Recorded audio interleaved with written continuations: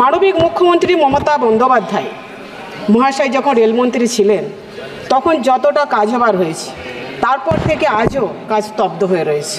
শূন্য পদে কোনো নিয়োগ নেই, যার ফলে অপ্রতুল রেল কর্মচারী দিয়ে চলছে রেল পরিষেবা। মহাশয়, ভারতের রেল বিশ্বের বৃহত্তম ব্যস্ততম রেল পরিবহন ব্যবস্থাগুলির মধ্যে অন্যতম, আমরা সকলেই জানি। কিন্তু বর্তমানে কেন্দ্রীয় সরকার এই পরিষেবা নিয়ে সম্পূর্ণ উদাসীন। কিভাবে দিনের পর দিন রেল দুর্ঘটনা বেড়ে চলেছে তা নিয়ে কেন্দ্রীয় সরকারের কাছে কোনো সদুত্তর নেই। মানবিক মুখ্যমন্ত্রী মমতা বন্দ্যোপাধ্যায় মহাশয় যখন রেলমন্ত্রী ছিলেন তখন যতটা কাজ হবার হয়েছে তারপর থেকে আজও কাজ স্তব্ধ হয়ে রয়েছে। ডানকুনি থেকে ফুরফুরা শরীফ, এইগুলো কি 100% কাজের মধ্যে পড়ে না? মাননীয় মন্ত্রী মহোদয়ের কাছে আমার বড় প্রশ্ন। আসলে রেল বাজেটের কোনো গরিমাই নেই, শূন্য পদে কোনো নিয়োগ নেই, যার ফলে অপ্রতুল রেল কর্মচারী দিয়ে চলছে রেল পরিষেবা। যেভাবে রেল বেসরকারীকরণ করার প্রচেষ্টা চলছে তাতে রেল পরিষেবা তো দিনে দিনে তলানিতে ঠেকেছে। নমস্কার। এদিন সংসদ ভবনে আরামবাগের তৃণমূল সাংসদ মিতালি বাগ রেল পরিষেবার বিষয় নিয়ে যে বক্তব্য রাখলেন, সেই বক্তব্য থেকে মিতালি বাগ পশ্চিমবঙ্গ রাজ্য তৃণমূল কংগ্রেস সরকার এবং পশ্চিমবঙ্গের মুখ্যমন্ত্রী মমতা বন্দ্যোপাধ্যায়ের কর্মকাণ্ড নিয়ে নিজেই প্রশ্ন তুলে দিয়ে গেলেন। এদিন বক্তব্য রাখার সময় মিতালি বাগ জানালেন, যখন এর আগে পশ্চিমবঙ্গের মুখ্যমন্ত্রী মমতা বন্দ্যোপাধ্যায় ভারতবর্ষের রেলমন্ত্রী ছিলেন তখন রেলে সবথেকে ভালো কাজ হয়েছিল, তারপরে রেলে আর কোনো কাজ হয়নি। যদি মিতালি বাগের এই কথাকে সঠিক বলে ধরে নেওয়া হয় তাহলে এরপরে মিতালি বাগ যেমনটা জানালেন, মানে যে দাবির কথা জানালেন, পশ্চিমবঙ্গে বিভিন্ন জায়গাতে এখনও রেল পথের প্রয়োজন আছে এবং নির্দিষ্ট করে মিতালি বাগ যে অঞ্চলে রেলপথের প্রয়োজন আছে বলে জানালেন, অর্থাৎ ফুরপুরা শরীফে। সেই ফুরপুরা শরীফ যে লোকসভার মধ্যে পড়ে, মানে শ্রীরামপুর লোকসভা কেন্দ্র, সেই লোকসভা আসনটি থেকে 2009 সাল থেকে তৃণমূল প্রার্থী কল্যাণ বন্দ্যোপাধ্যায় জিতে আসছেন।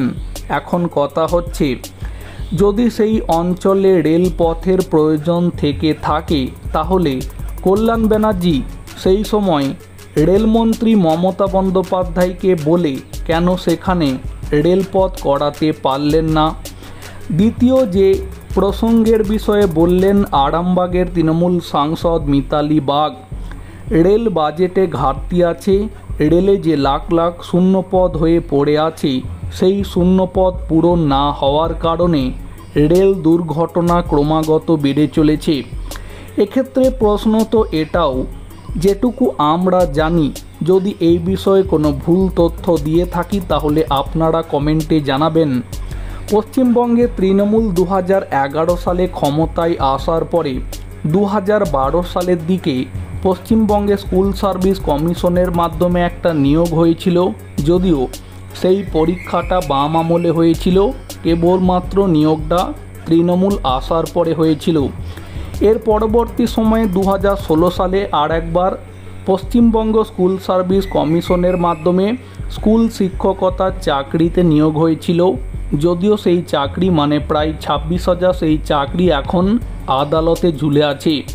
তাহলে এখন কথা হচ্ছে, এই যে দীর্ঘ বছর ধরে পশ্চিমবঙ্গে স্কুল সার্ভিস কমিশনের পরীক্ষা না হওয়ার কারণে বহু শিক্ষিত বেকার ছেলেমেয়ে চাকরি করার সুযোগ যেমন পাচ্ছেন না, একই সাথে বিদ্যালয়ে শিক্ষক শিক্ষিকা নিয়োগ না হওয়ার কারণে পশ্চিমবঙ্গে বহু সরকারি বিদ্যালয় যে বন্ধ হওয়ার মুখে দাঁড়িয়ে আছে, শিক্ষার মান যে একেবারে নেমে গিয়েছে, সেই প্রসঙ্গে তো আরামবাগের তৃণমূল সাংসদ মিতালি বাগ কিছু জানালেন না।